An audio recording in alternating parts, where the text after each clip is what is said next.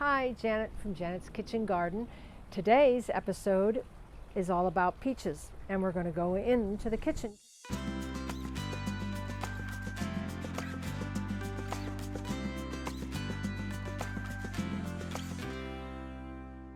Hi, Janet here from Janet's Kitchen Garden, and today we're in the kitchen, and I'm going to show you how to make peach preserves. So what I have right here is my 20-liter soup pot, and in here I have 10 liters of peaches. I started out with 3 bushels. I've already done one batch of preserves, and now we're doing another.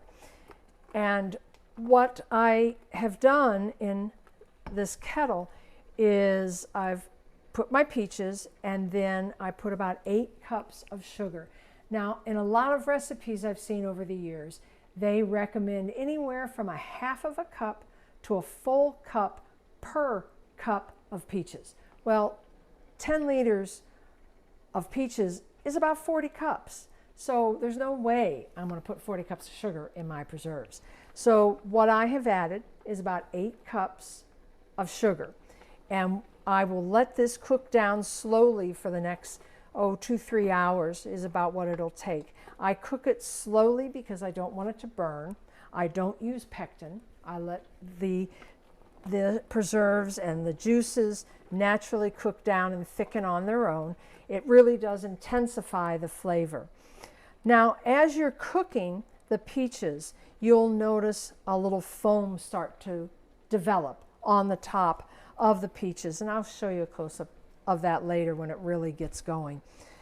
Now, you can skim that off, or you can just stir it back down into the preserves, which is what I do, because that foam represents a lot of flavor. So when the peaches have gotten to the point where they're almost sheeting, which is a description of what it looks like when you pour it off of a spoon, I'll show you that later when we get to that point, is when I'll go ahead and do a little bit of skimming, because I really don't want that foam in my preserves because it's not all that pretty. Okay, we're about an hour and a half in. You can still see the foam. What I wanted to show you, you can see it's thickening up a little bit, but see how it just drips off in drops? That lets you know that it's not thick enough. That's not sheeting.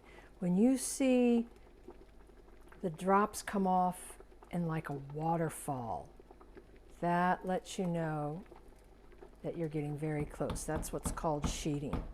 Another way to check is that I put a plate, a small plate, into the freezer, and when the preserves start sheeting and the temperature's getting close to the 225, it's about what you want, 200 to 225 if you're going to use a thermometer.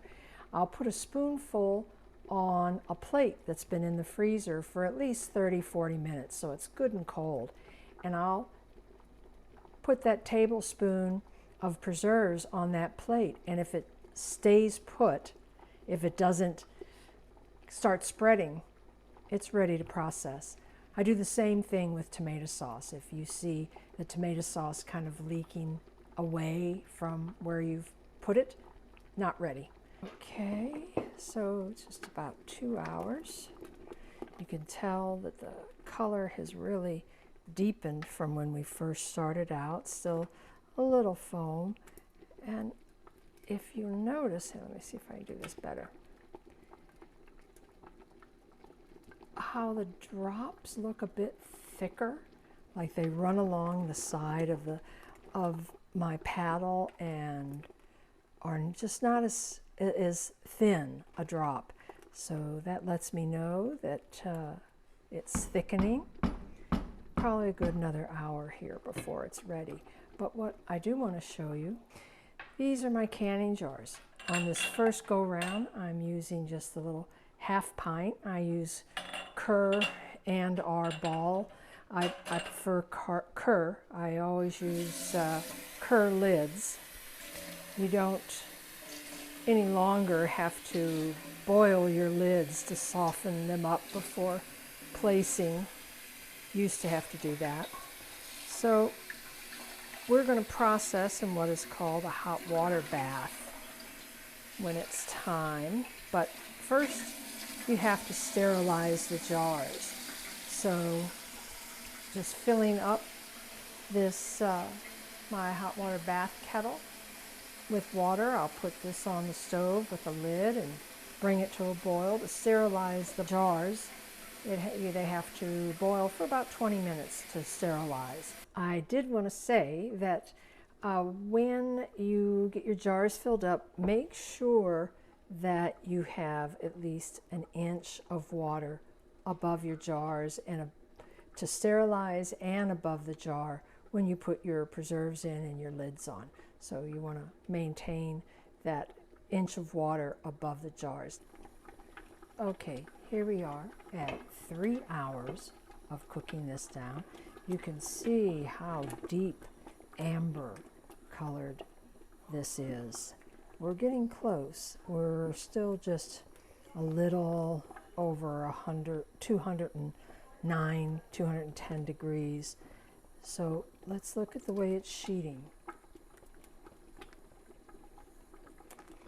See how the drops are coming together and falling all as one almost?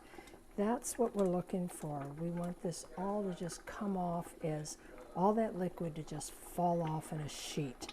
So, good half an hour more, I think. So we're getting closer and closer here. Be careful with this starting to bubble and boil that it doesn't spit any of the hot liquid onto your skin, because we're running at about 210 degrees and that's pretty doggone hot. You will hurt yourself. But the sheeting is starting to happen. It's getting closer. We don't want to look at the fruit, we want to look at the liquid. Yeah, it's getting close. We still got a little bit to go. The water is boiling in the hot water bath to sterilize the jars. I think the jars are going to be ready at about the same time this is. I'd say another 20 more minutes and we should be there. Now, be aware that the reason that this is taking so long is that I started with 10 liters. That's a lot of peaches. Now, if you're just doing, say, 4 cups of peaches for just one or two half pints for your immediate use, this is going to go like 30 minutes, an hour, you will be done because it's going to cook that fast. And remember, taste your mixture. I like I said before, to use less sugar. I'm using, I guess if you could translate it, would be probably about 1/4 of a cup to a cup of fruit, rather than 3/4 to a full cup of sugar. Like I said, I like it a little less sweet than what you're typically going to get. So it's doing well. Another way, especially if you're doing with a small amount of peaches, when you draw the spoon toward you and it makes a furrow in the fruit and doesn't immediately close back, it's ready. But this pot is so deep with preserves that I'm not going to get that. That's not going to be a way that I'm going to be able to test this.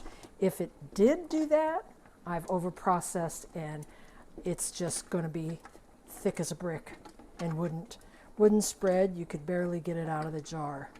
So I'm going to keep focused on stirring. This is when you really need to stir almost all the time because you don't want it to burn or scorch. So stand by, I'll be back.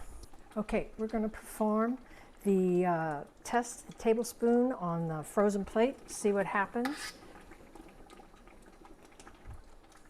So if you can see that, you see how it's still separating a little bit. You see that liquid coming away? That means it still has a little bit more to go, maybe 10 more minutes.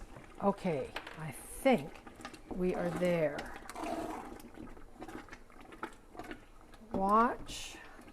see how it's changed? See how that's all just falling off together? It's all coming together and sheeting. Here we go. So let's bring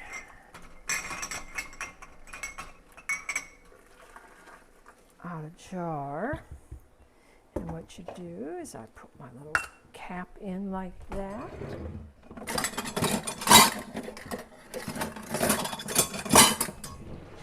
I use a little measuring cup. I dip in, get myself some preserves, and then into the jar. Now you want to fill the jars up to right about there. Oops, that's a little overfill there. Let me scoop a little bit of that out. You need to leave enough room, there we go, for the air, the expansion under pressure. So then you want to wipe your top off, right? Then take your ring and lid, place it on the top, snug it down, grab it, oops, that's my timer going off, put it back into the water bath.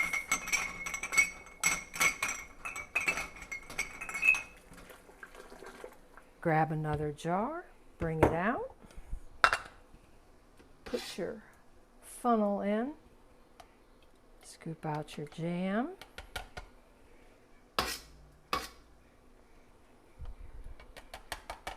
and fill it to just that first rim line that we see right here. Perfect. Okay, and then I'm just going to give it a little thump that gets the air bubbles out. And the reason you wipe around the lid is that you want to remove any residue so that you get a good tight seal. Now I'm going to repeat that for all of my jars, and then I'll put the lid back on and process it for 20 minutes, and then I'll be done with this batch. Okay, see you on the other side. Okay, my jars are all filled. They're in the hot water bath.